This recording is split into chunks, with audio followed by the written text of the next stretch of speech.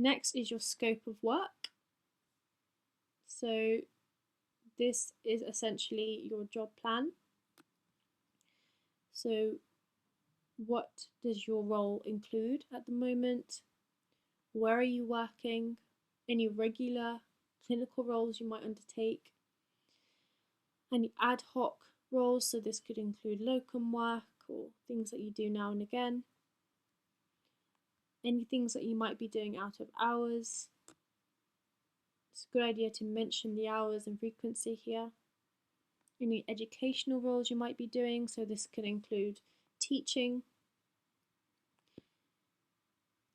Any other roles, so manager positions, or say if you're supervising another PA.